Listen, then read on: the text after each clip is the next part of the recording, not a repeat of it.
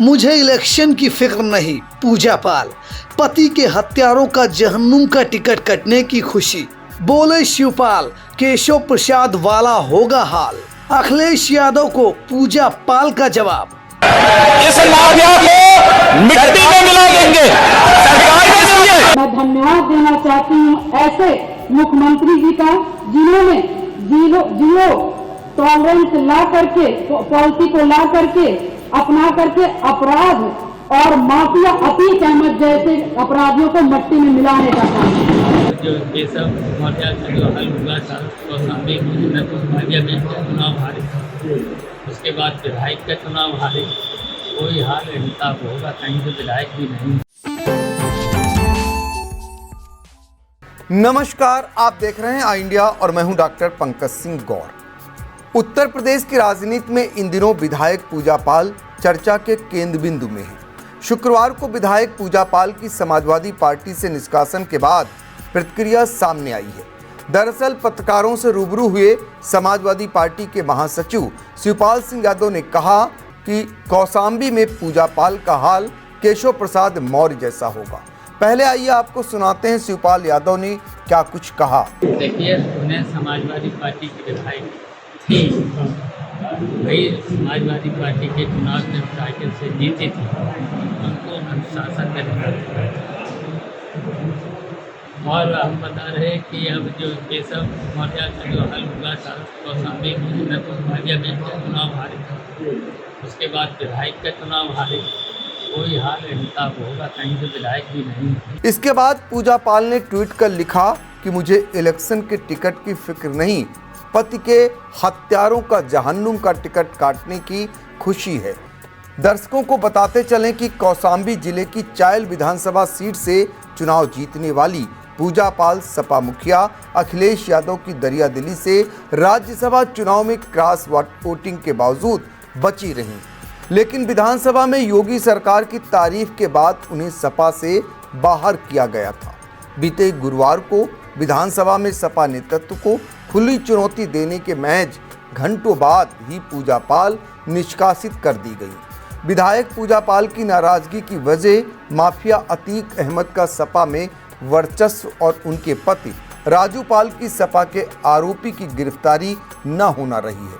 उमेश पाल हत्याकांड के बाद ये फासला खाई में तब्दील हो गया। नतीजतन सपा के कार्यक्रमों से उनकी दूरी, भाजपा नेताओं से बढ़ती नज़दीकियां और अब निष्कासन की कार्रवाई के बाद सियासत गर्म हो चली है। बीते माह जून में सपा ने क्रॉस वोटिंग करने वाले विधायक अभय सिंह, राकेश सिंह और मनोज पांडे को भी पार्टी से बाहर का रास्ता दिखा दिया था, लेकिन दलित, पिछड़ा, अल्पसंख्यक आदि समीकरण साधने के लिए पूजा को जो अभयदान मिला था वो भी अब उन्हें सपा में न बचा सका।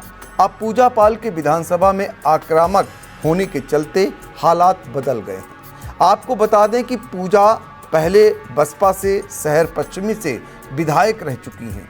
वहीं सियासी गलियारों में चर्चा है कि पूजा पाल का भाजपा में जाना तकरीबन तय है और मंत्री पद की रेस में उनका नाम शामिल है।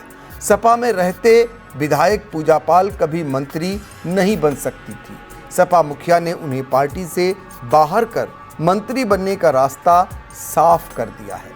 प्रयागराज और कौशाम्बी के 15 विधानसभा इलाकों में 7 पर सपा का कब्जा है।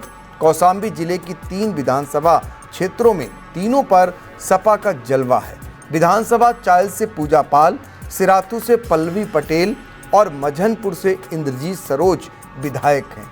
वहीं प्रयागराज की 12 विधानसभा सीटों में 4 पर सपा काबिज है, जिनमें विधानसभा हंडिया से हाकिमलाल बिंद, मेजा से संदीप पटेल, सोराव से गीता पासी, प्रतापपुर से बिजमा यादव विधायक शामिल हैं। विधायकों का कहना है कि पूजा पाल सिर्फ चुनाव जीतने सपा में आई थी। सपा और उनके कार्यक्रमों से उन्होंने लंबे समय से दूरी बना लिया था।